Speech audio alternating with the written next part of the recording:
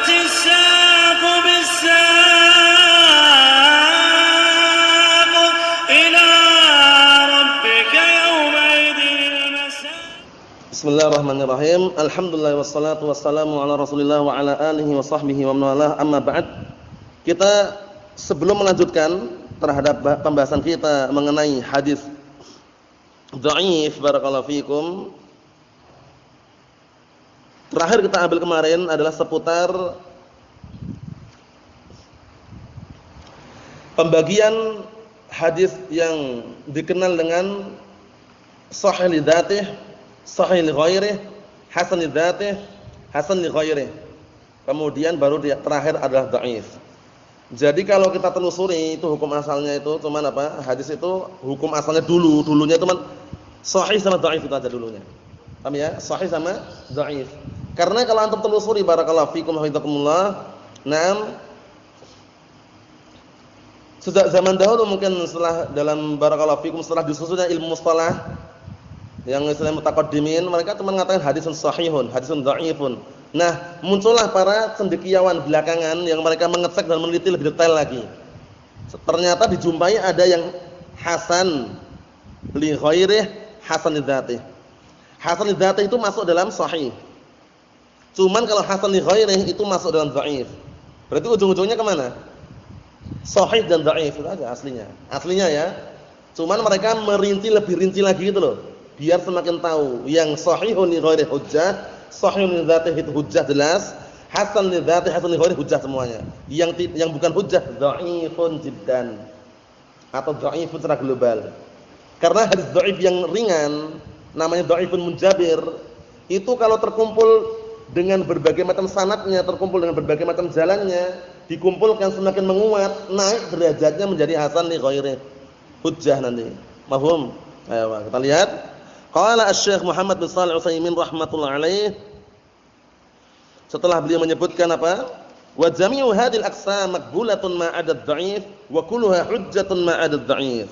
Semua jenis-jenis hadis ini diterima selain hadis dhaif dan semuanya hujjah selain hadis dhaif. Ingat-ingat ya, dilarang kita menyebutkan atau berhujjah dengan hadis dhaif. Nah, barakallahu fikum, baik dalam masalah targhib wa tarhib.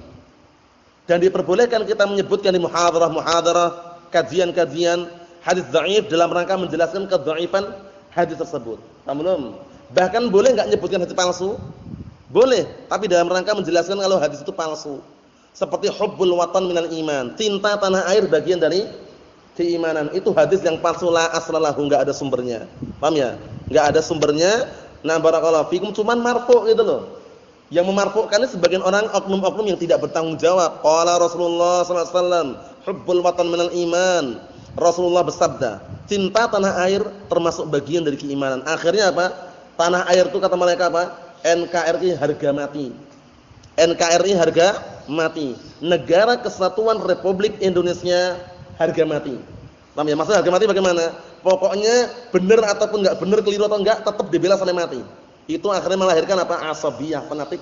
Penyakit fanatik asabiyah. Paham ya? Penyakit apa? Fanatik tadi itu, ta'assub. Paham ya? Lah terus bagaimana? Masa kita bela tanah air enggak boleh? Belalah tanah air kalau tanah air di atas Al-Qur'an dan Sunnah. Di atas al-haq baru kita bela. Kalau keliru masa kita bela terus? Paham belum? Jadi hadis hubbul watan minal iman itu palsu ya. Jangan jadikan hujjah. Ada juga orang awam nyari ilmu itu sampai di mana-mana pun terserah penting nyari ilmu. Hatta walaupun sampai ke mana? Negeri Cina katanya. Utlubul ilma walau bisin. Carilah ilmu walaupun sampai ke negeri Cina. Nah, akhirnya dia berbondong-bondong ke Cina nyari ilmu. Ilmu apa coba bayangkan? Hadisnya palsu. Hadisnya apa? Palsu, barakallahu fikum, Allahul musta'an. Kita lihat di sini. Wa jami'u hadhil aqsam yajuzu naqluhu lin-nas wa tahdits biha. Semua jenis ini tadi diperbolehkan menukilkan kepada manusia dan diperbolehkan untuk menyampaikan hadis itu dengannya. Boleh. Selain apa? Dhaif jiddan tadi itu.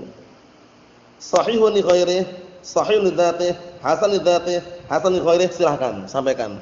Tapi kalau dhaif la yajuz. Maudhu' la yajuz. Illa apa? Li ajlil bayan, kecuali dalam rangka untuk menjelaskan. Paham belum? Penting sekali ya. Nah, barakallahu fikum. Li'annaha kulluha maqbulatun, karena semuanya diterima, wa hujjatun, dan hujjah ma'adad dhaif, selain hadis dhaif. Selain hadis yang dhaif, yaitu hadis yang lemah. Barakallahu fikum. Na'amullahu musta'an. Kata beliau, fala yajuzu naqluhu, maka enggak boleh kita menukilkan hadis dhaif. Barakallahu fikum tahdits bihi, atau kita menyampaikan hadis dengannya, enggak boleh kalau hadis dhaif. Kalau orang awam seringnya, kalau antum jumpai nanti, mungkin antum terjun berdakwah di masyarakat itu, biasanya mereka sudah termasuk kemasukan doktrin ya.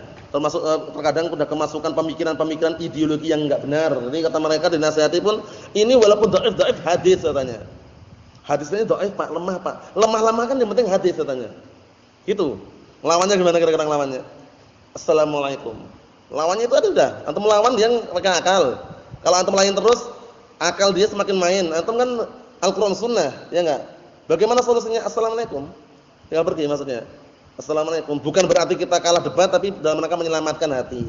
Karena yang namanya syubhat itu apa? Naam, asy-syubhul khattafah wal qulubu dha'ifah. Syubhat itu menyambar-nyambar, hati itu lemah. Kalau antum melayani, antum kalah, bingung sendiri nanti. Karena dia sumbernya apa? Akal itu loh. Akal itu kalau semakin diikutin semakin ngeyel dia. Paham ya? Oleh karena itu apa, barakallahu fikum, al-aqlu as-sahih la yukhalifu al-aqlu as-sarih la yukhalifu ad-dalil as-sahih. Akal yang masih jernih, masih murni, itu enggak akan menyelisih dalil yang sahih. Jadi kalau ada dalil sahih kok akalnya enggak terima, itu yang disalahkan apanya? Dalilnya atau akalnya? Akalnya. Wah, jangan-jangan akalku poplak misalkan. Atau akalnya kurang misalkan. Jangan-jangan akalnya enggak normal. Jangan nyalahkan hadisnya itu loh. Nah, barakallahu fikum. Seperti apa kemarin itu? Hadis mengenai apa? Dzubab. Lalat yang masuk dalam apa? Gelas atau dalam tempat air. Itu hadisnya sahih. Antum bisa lihat sendiri dalam Umdatul Ahkam itu ya. Dipilihkan sana sudah muttafaqun alaih kan, hadis-hadis muttafaqun alaih. Nah, penyebutan mengenai dzubab tersebut. Jadi, kalau ada semacam gelas atau bejana, kemudian dzubab itu lalat masuk ke situ, itu kalau mau diminum airnya, celupkan sekalian sayapnya. Kalau orang-orang yang enggak paham, masa sih lalat suruh celupkan? Lalat itu kan kotor katanya. Kita bukan masalah kotor atau enggak kotornya itu. Kalau mau minum silakan dicelupkan dulu. Kalau enggak mau minum enggak masalah kan? Apakah ada perintah minumlah airnya gitu? Enggak ada. Perkara antum mau buang langsung enggak masalah, tapi kalau mau minum celupkan dulu. Karena salah satu sayapnya itu ada penyakit, yang satunya ada penawarnya, obatnya. Paham belum?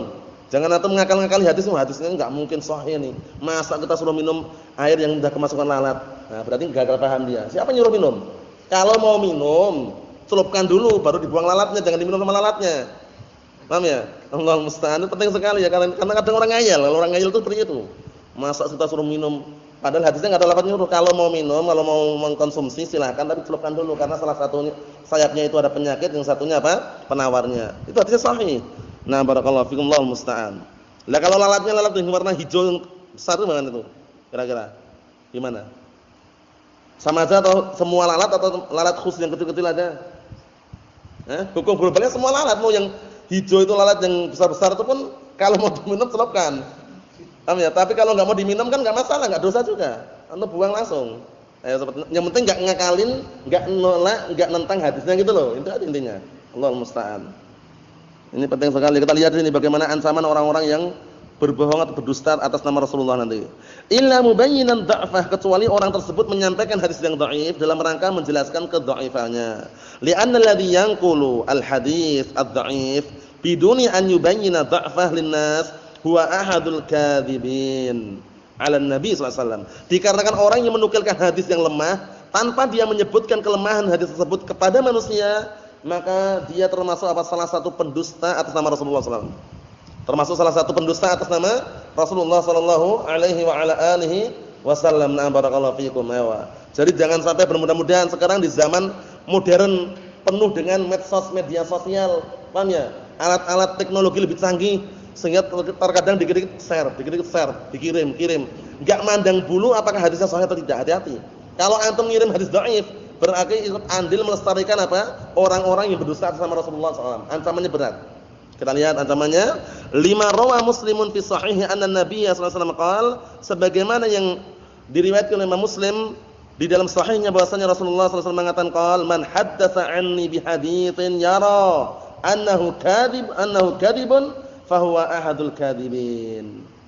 Barang siapa yang menyampaikan dariku suatu hadis, nah barakallahu fikum, yara annahu kadhibun, dan dia berpandangan bahwasanya itu adalah apa? Nah, barakallahu fikum dusta enggak benar, fahuwa ahadul kadzibin, maka apa? Dia termasuk salah satu pendusta. Hati-hati. Wa fi hadisin akhar, di dalam hadis yang lain, man kadzaba alayya muta'ammidan falyatabawwa maq'adahu minan nar. Barang siapa yang apa? Yang berdusta atas namaku dengan sengaja ini, maka hendaknya dia mempersiapkan tempat duduknya dari api neraka. Ngeri. Jadi kalau zaman dahulu ada pemalsu hadis itu tergantung, nah barakallahu fikum, tergantung atau terkadang dengan apa? Dengan profesinya mereka masing-masing. Kalau dia pedagang, masukkan hadis untuk dagangannya. Kalau dia penjual, masukkan hadis untuk jualannya biar laris. Masalah hadis apa kemarin tuh? Badinjan itu ya, badinjan terong. Ya, jadi nah barakallahu fikum, istaru badinjan atau bagaimana lafadznya itu, intinya apa? Intinya itu dorongan dan anjuran untuk membeli badinjan, membeli terong. Karena terong tersebut sudah ditazkiyah, dikasih rekomendasi oleh sekian nabi.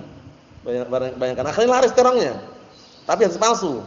Nah barakallahu fikum, Allahu musta'an. Kemudian ada para la'abin itu para pemain sepak bola. Man la'iba kuratal qadam yauma kadza kadza fa ka'annama kadza wa kadza. Jadi hadis palsu dipalsukan untuk memberikan motivasi semangat. Jadi kalian harus semangat dalam main bola ini. Kenapa? Ini buktinya ada hadis ini. Man la'iba kuratal qadam fi yaumi kadza wa kadza fa ka'annama kadza wa kadza. Nah, maksudnya itu lafadznya lupa, teman.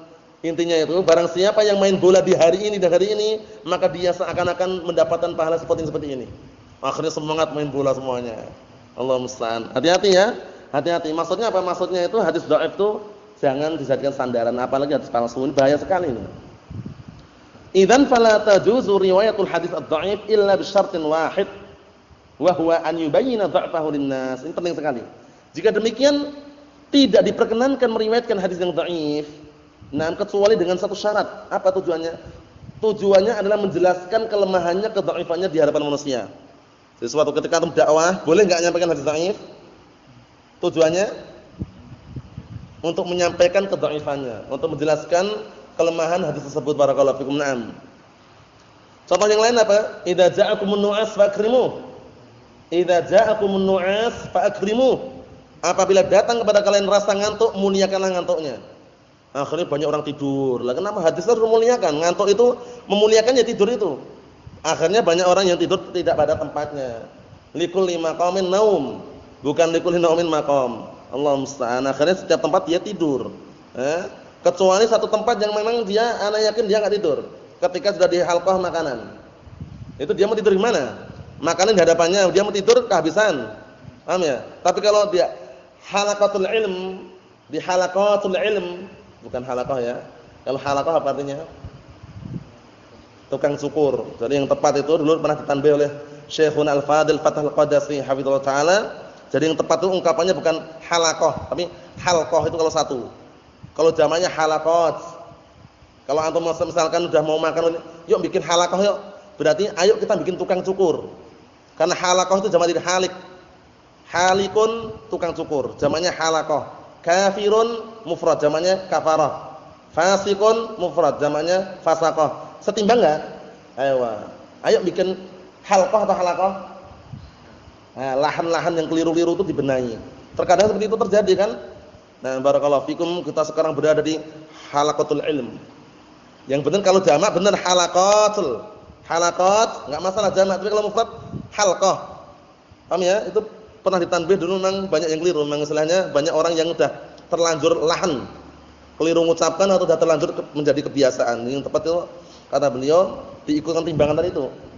Kafir kafarah, fasik fasaqah, fajir fajarah, halikun halaqah.